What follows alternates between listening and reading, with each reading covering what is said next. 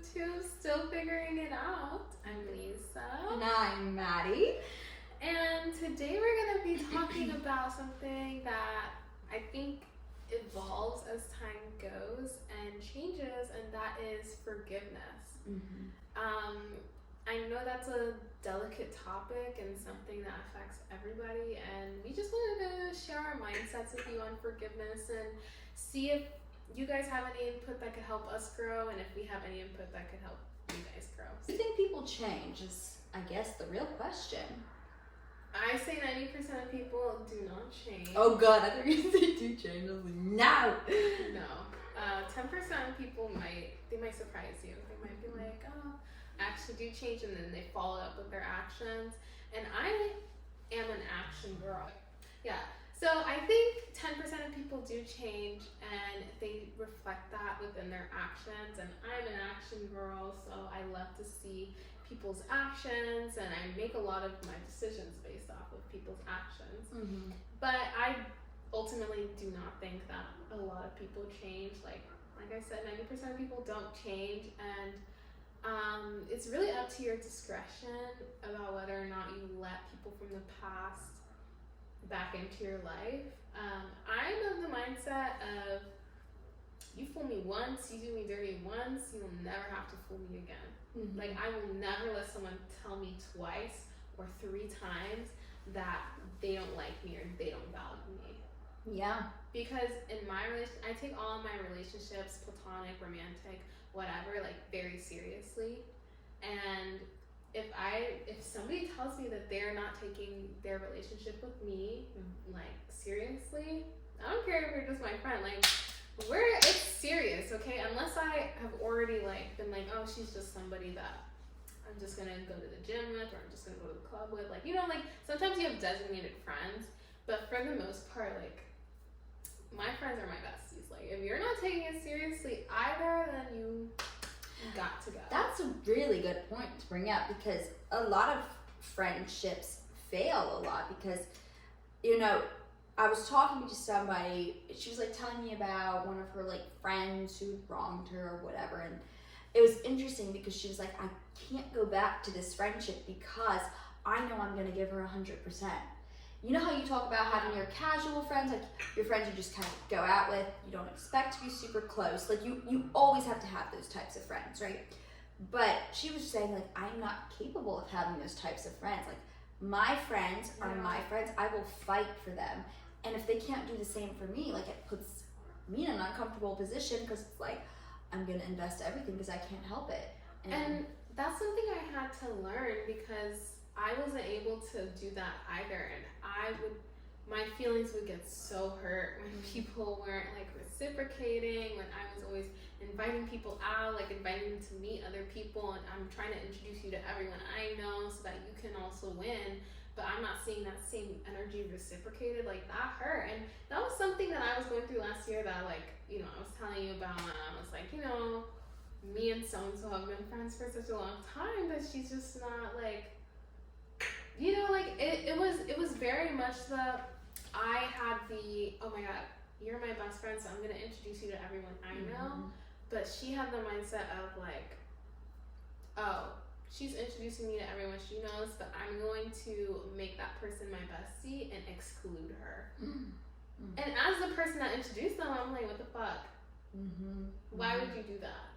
Yeah. You know, like, that's what people do when they feel horrible. Intimidated and inferior, though. And there's a lot of that going on, and it's very overlooked because you have people who, like what you were saying, you're of the personality where it's like, when you're my friend, I love you, like, I'll do anything for you. So you're not going to instantly look at everyone as jealous of you or with those types of issues, because you're not mentally you just aren't programmed that way, because that's not how you are as a person. Yeah. But that's how a lot of people are, like girlfriends especially. I know in our last podcast we were like, getting mad at men. They deserved it. In our But I would say girls, they are so catty. Even so, like, even now when people are telling me that, whenever I explain the situation and they're like, oh, she's jealous of you, she was competing with you, I always think about it, I'm like, that literally cannot be true, because I have never made it a like competing environment where like we're competing with each other. I'm always supporting her. I'm always like, do you like, do you need help? Do you need support? Like, what can I do to help you win? Because ultimately that's all I want. Like, I want to see people win. Yeah. You know, and that's why people say to hang out with people who think like you, though, because you will get so wronged if you hang out with people who they think very differently from you, because you will not think like them, so you won't see 100 different things coming, right? yeah, And it's a very dangerous position for yourself to be in, because when you don't automatically look at somebody as out to get you, the little subtle digs that add up to, yeah, you don't notice, and then one day it's like you feel like an awful, disgusting, lame loser, whatever person, because of all the subtle things that they said, but you don't catch it right away because that's just like not how you think. And that's like a real issue, because the way that it's done, you talk about narcissistic relationships. There are so many narcissistic friendships where you're good at one thing and they hate it, but they don't even have an upfront conversation about it. Like, you just do all these subtle things behind your back, and it's a very scary position to be in. it is very scary. But how do you feel like you can overcome that kind of relationship when you have talked in depth with that person and you feel like they're not narcissistic, they're not competing with you, they're not doing anything negative, but in the end that's still their intention? Yeah, what I always do is I go into the conversation with a different mind. I literally embody another personality, not myself, very opposite from myself, so that I know how to think like them, because you're automatically biased. But they're your longtime friend. Are you going into the conversation every Yes. time with a different mindset? You have to, because you can't ignore the instincts. When you're feeling like your friend is out to get you, your friend for however many years, you have to understand you're not the issue, but you are going to be the issue when you ignore your instinct. You know what's going on. It's just really accepting the fact of reality. They're not your friend anymore. They're not your friend. And once you fully accept that, you will become instantaneously so much smarter. And then you'll know how to go about it. You'll know certain questions to ask to prove your point. But if you're in a stage where you just don't want to know, you want friends, you want to go out, you don't want to cause drama, like, then they win. They win that. And they can sense that from a mile away. That's why I had a lot of problems with girls growing up. They would make fun of me, they'd call me dumb, all this stupid stuff. Now it's very rare when it happens, because I just tune it all out. Tune it completely out. I'm very happy with having my one or two friends that I'm close with. I don't, but girls, that's the type of power they're intimidated by. The power when you walk into a room and you don't care if you don't have any friends. You don't care. You don't need to be social. You be yourself, you have fun, you smile. Yeah. They fear that. And when they fear that, it's very rare when you come across another girl who will want to mess with that. Quality over quantity. 100%. I think a lot of the times, like, I think we might be a little bit more naive in terms of friendships. Like, for me, I know what's happening in relationships. Like, you don't gotta tell me twice. But with friendships, it's actually reversed for me. Like, I take them more seriously than I do relationships, because I just automatically assume, I'm like, okay, you can take me out on a date. Are you for real? Are you serious? Yeah. But in a friendship, if I'm making a friend, I'm like, they're for real. They want to be my friend. They want to see me win, and like, cause that's my intention. Like, I want to see them succeed. I want them to be the best versions of themselves. Like, and I just want them to be happy. Like, I wanna be happy and, like, be joyful, and I want to share that with you, and I want you to be happy and share that with me, right? And I just automatically assume that all my friendships are like that, and so, like, that was one lesson that I had to learn last year, and it wasn't even last year, it was like 3-4 months ago, and like, I don't know, I'm still not over that. I'm like, how could she do me so dirty? Like, it's a very toxic wavelength to be on. If you want to actually fully understand the mind of a jealous person or a hater, be prepared for the backlash, because it comes at a cost. Like, figuring out the mindset of why somebody does what they do, you have to fully turn into them in a weird type of way. And it's such a negative position. Like, with you and your personality, like, you're very good at like, you know, you move on. You don't let, if some guy's a jerk or if some girl's a jerk, like you still move on with your life. Yeah. And you don't let it affect how you treat people either, which is a great thing. Everyone who knows you will say how you go out of your way to help people. Like even with my job situation, you're like responding to me no matter what. Even if you're in a meeting, you're like, hold on, I'm in a meeting, but say this. Like that's your character, that's you, and you shouldn't change it. You shouldn't even change if you want to like go into the mindset of understanding why somebody acts the way they act. Like stay you and just know, hey, it's literally their loss. It's their loss completely. I think one of my really good traits, it's not like a trait where it's like, oh, she's really charismatic or bubbly. I think one of my traits is that I low-key have amnesia. And I will literally forget. I will forget about. Really? I will delete someone from my memory. I will be like, you did me dirty. I didn't know delete that. you. Yeah, like even my parents.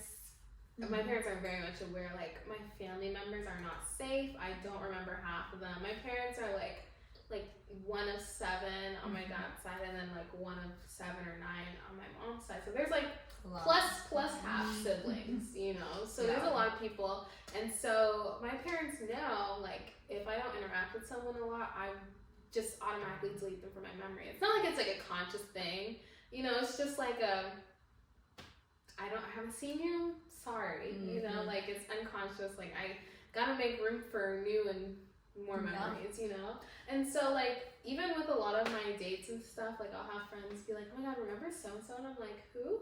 And they're like, the guy you went on a date with in January of last year, and I'm like, I do not recall.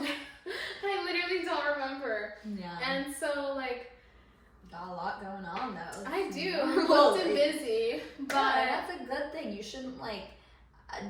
You shouldn't even like question like, why didn't I see it? But it's like, no, you're like so above it that you don't even need to even put yourself down in that position. No, because at this point in time, like I've made peace with it, and it is what it is. Like obviously she was a friend for a reason, and probably to teach me that lesson, and not for a season or a long time or a lifetime, you know, like as other friends are, and that's fine, you know. Like I learned my lesson. I appreciate her for teaching me that lesson, but like that's it. Like I'm not gonna reach out anymore. I'm not gonna be friendly or like offer any insight or anything like that. Like that's just you know. Well, let me ask you this. I wish her the best though. What would you do if she contacted you and like was like, hey, like I'm so sorry about how everything was. Like you're a great person. I would love to talk to you more about it. How would you handle that situation? Well, one, she has reached out to me, but like 2, she would never apologize because that's not the person she is. What if it was like an apology in her style, more like, I really miss hanging out with you, like what are you doing tomorrow, like let's catch up, love to hear I about would just your tell life. her I'm busy. Yeah. And just be like, oh my god, I miss you too, because at the end of the day, like I do miss her as a person. Like I really enjoyed hanging out with her. So I would tell her like, oh, I miss you too, but like unfortunately, life is too busy for me right now. When you're in that position though, what would you say is the time you should make an exception? And it can be with a friendship, with a relationship, when the guy or the girl, whoever wronged you, you feel wronged, it's been months, and they, like, what to you would say that is a sincere apology? If they acknowledge exactly what they did wrong. If she were to be like, hey, listen, like, I know things haven't been the same between us, and I apologize for not including you in mine and so-and-so's, like, hangouts and whatever, like, I apologize for just not being as upfront and interactive with you. Like, if she were to acknowledge exactly what she did wrong, that would be like, okay, maybe we can go to brunch and talk about it some more. Yeah. But if it's just like, hey, I miss you, let's go to the beach, I'm like, girl, bye. Yeah, that's interesting, because that's how a lot of apologies, whatever you want to call it, are done. What happens is they basically say something like, hey, like, but here's the thing you need to look out for. And whenever it comes to apologies, and I feel like a lot of people really they have this pent up anger because they know they weren't apologized correctly. Like they just know, but they don't even know how to express it. The one thing you should always look for in an apology, are they more obsessed with proving themselves, justifying themselves, or are they more obsessed with doing whatever it takes for you to understand they're sorry? People will say, oh no, I'm not. I'm sorry, but this, but that, my mom, my dad, my sister, my friend. But, like, I don't, no, there is no but. Your only focus should be why I feel this way. And if you're coming over here to apologize, like, see it from my perspective. Don't see it from your perspective. That's how I've been able to kind of, you know, tell the difference. It is a little scary though, because you talk about narcissists and they're professionals at apologies. But the one thing narcissists they cannot surrender is being called wrong. You know what I mean? Like they'll say like, I'm sorry, I'm such a terrible person. Like, and they'll talk about their abusive past. Do you know what I'm saying? That's kind of how you know. It's it's like they're crying for sympathy, you know? Mm-hmm. Not really crying for sympathy, but they're using the pity card to manipulate you, to make you more susceptible to their apology. Yeah. And that's not what do you always think? the good thing is. What do you think about the people who use the apology like, I'm so sorry, I'm such a terrible person, I hate myself, like, I should just die in a hole. Block them. Yeah, I'm like, Block them. It's like, okay, but like, why did you do it? And they'll just literally be like, I hate myself, can't you see? Yeah, I literally see those TikTok videos where it's like, oh, my boyfriend crying after he got caught cheating or whatever, and I'm like, good. I'm happy he's crying. Yeah. I'm happy he's crying, but also, I also think I'm like, that's really embarrassing for you because you really think that like sobbing or like crying tears is going to make somebody be like, oh, yeah, maybe I could forgive you. Like, like if it's me, I'd be like, cry yourself out of my door. Get out. I don't care. Yeah. You can cry all the way back home. I don't care. Yeah. And that's the thing. Like, I think, like, I know we're really similar when it comes to our mentality on this, but we're very like, once we're done with you, we're very unemotional. We really are. Like, we're done with it. It's like, crazy. A week before, we could be like talking about like marriage vows with somebody or whatever. Yeah, and but then the minute you do us wrong, we're done with it. We're literally like, oh. I would say that's actually a very like rare quality to have, because I'm not like trying to toot our own horns here, but I am a little bit, because I know a lot of people listening, you know, probably a lot of people listening, but those of you who can like kind of relate to this, like, you're not credited enough for not taking the BS, you know, like that is actually a really great quality, and I think it's the best way to like, you know, it's like toxic repellent. Like, people who are actually very toxic, they'll just move on to somebody else who they can mess with. So you're able to kind of like be away from that. You know, every once in a while you get those people who just like won't stop. But, you know, like, it's interesting because haven't you noticed this? You'll be out with like friends and stuff, and you'll see like a guy, right? And you'll see like him go over to a group of girls or whatever, and you'll kind of be surprised sometimes, like, oh, like I didn't expect that, or like, oh, kind of like he seemed so into that other girl, like he was literally staring at her. Guys not going into the girls they're actually interested in, and girls will do it to guys too, but it's because they know they can like manipulate. There's like a type of personality that people know that they can manipulate easier and that's why like it sort of happens. So when you have and they're testing them that way too, because like they'll go. I've seen these videos on TikTok, and honestly, I think that's so stupid. Like, please just be very straightforward with the person you're actually interested in. Just go talk to them. Like, if you were to ever hang out with me and Maddie on a night out, like, you know exactly who we're interested in, because we would talk about it for 2 seconds and then we'd go up to them. Yeah, we're very straightforward people. Like, especially if we get a couple of drinks in us, there is no secrets, no questions. We'll know if we like you, and then we'll know if you don't. Like, if we don't like you. So but yeah, on TikTok I've seen those like videos of people talking about it, and just where like guys will go up to you or not up to you, but they'll go up to, like, especially if you're in a group of friends, they'll approach the friends and they'll talk to everybody but the person of interest. And I think it's because they're like, How is she? they're kind of like testing you, and they're also like, oh, is she gonna ask for my attention, or is she gonna like? It's how they test you to see if you like that toxic behavior, because then they know if you like that toxic behavior, you'll be a slave to them. Like, Yeah. and that's how they test it. But when you have the mentality of like, oh, you think you can do that to me? Like, no, get lost. They do get lost actually, because Yeah. and I feel like a lot of times people feel like it falls on them. Like, oh, I thought like there was a real connection. Like, what? No, it's because they lack as a human being. They do not have the mental capacity to even be a normal human being. Like, that has nothing to do with you, and everything to do with how much they lack. Like, you know, when you're in a group of people, Yeah. you see the people who are conversing, who are talking, they have body gestures, they have excitement, and you see the people on their phones who are just texting, like they won't be a part of it, right? Funny things are happening, they're not paying attention. You know what? They lack. I understand social anxiety, but all that taken aside, but I'm just saying, like, in general, like, Right. that, Like, you know? people who are intentionally not participating. Yeah. So yeah, like, aside from people with like social anxieties and things like that, so I think it'd be really fun to talk about some signs that someone who's pretending to be your friend isn't actually your friend. Oh. What would you say is the first sign that you, looking back on, notice now that you look at it? If you're the one that's initiating everything. Mm-hmm. Like, oh my god, let's go to brunch, let's go to dinner, you want to go out, you want to go to a bar, do you want to go to the beach? Oh my god, I have this friend I think you would like, she's coming. Like, if that's all coming from you, that's not your friend. Yeah.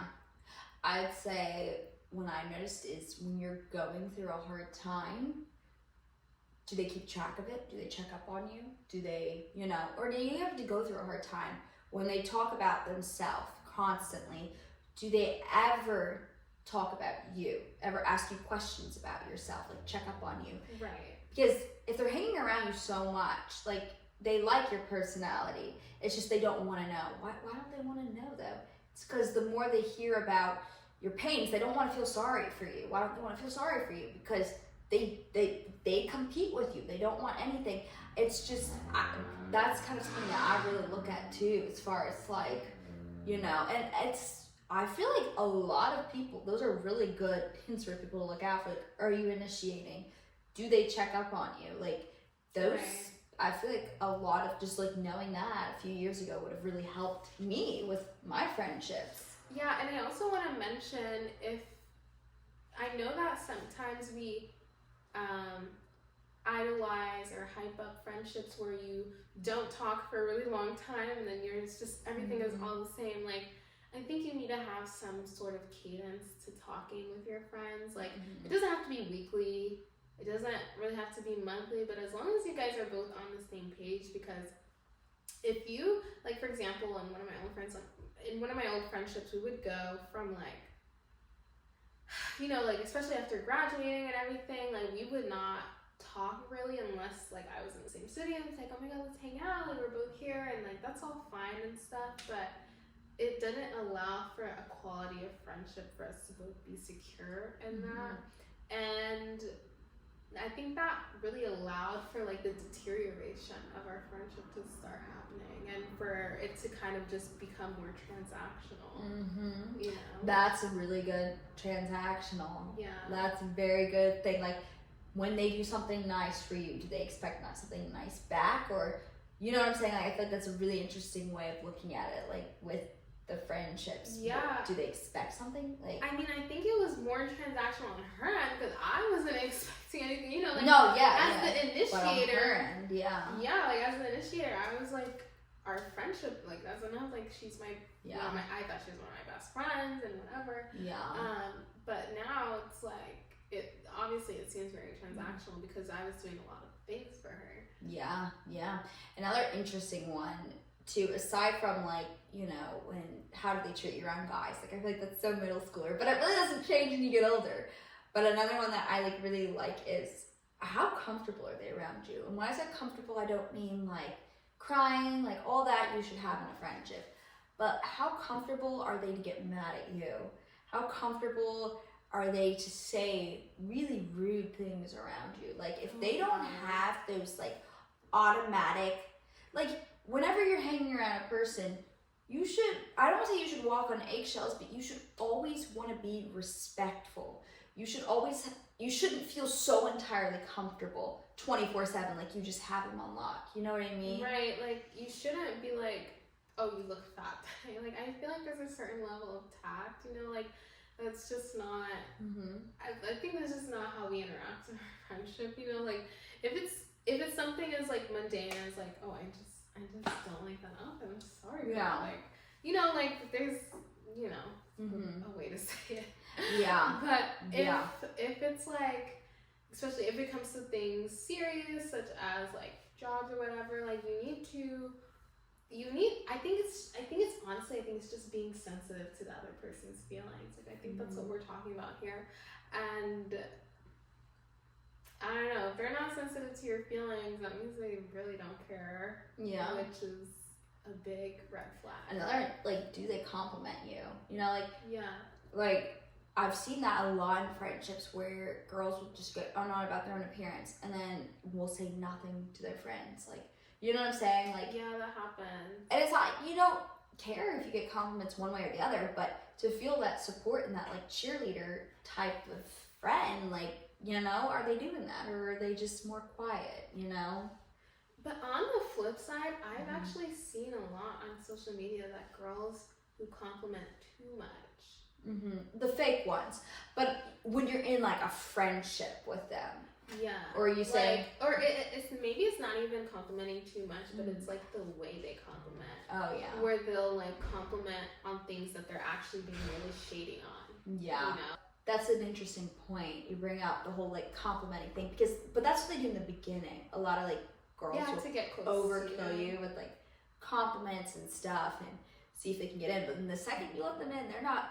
But seriously, like, these sound like little things. No, I don't even think they do. And if you think they do, I'm sorry, but you're in for, like, a lot of bad friendships then. I mean, it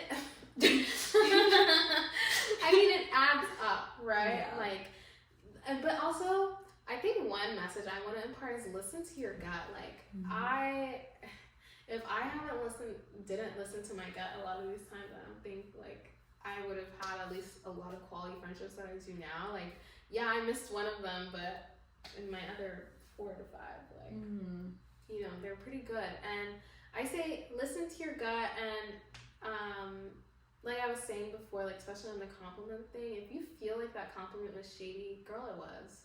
It was 100% shady. Like, you know, like, okay, my nails are undone. If I was like, oh my god, I love your nails, I would think that was so shady because I'd be like, girl, you're like, girl, I know. my nails aren't done. This is like the last, I'm just remembering this because it reminds me of when we like went to school together, because this would happen a lot. When I would talk about something, there would be like random girls, whatever. One of them would always say like, really, like, why did that happen? Like, but the way she would like ask it was if like victim you blaming. called it, you did it to yourself. Yeah. Like, be careful when you tell people stories. Like, are your friends questioning you a lot in your stories? Like, are they kind of like, oh, you went to Miami instead of Fort Lauderdale. Why did you do that? Like, that's a bad example, but like that's how they'll say it. Like, why did you do that? And like you'll feel it in your gut. Like, is this person questioning me? Especially in front of people. Well, that's a whole thing. Trying to make you look like trying to make you look inferior and, you know, trying to poke holes in your story.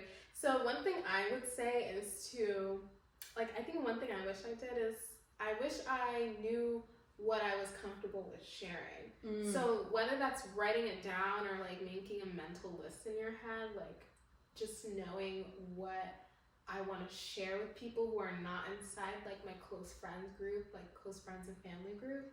Yeah. You know, knowing those That's things. a really good point.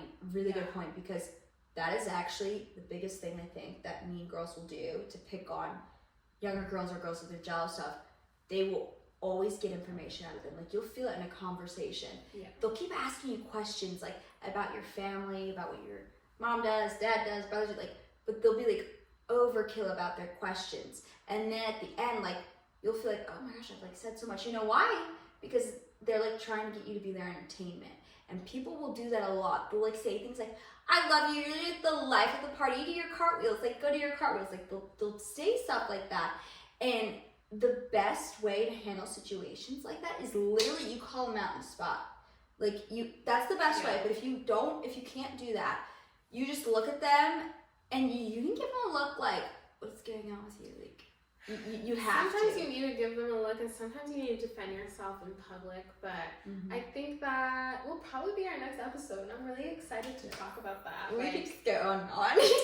We don't expect everyone to be as upfront as we like to be sometimes, or you know, I'm sure there are people more upfront than us, but for sure. There's if you are, please call in. I'd love to meet you. But anyways, that was a lot of fun. Yes. We look forward to next week's talk.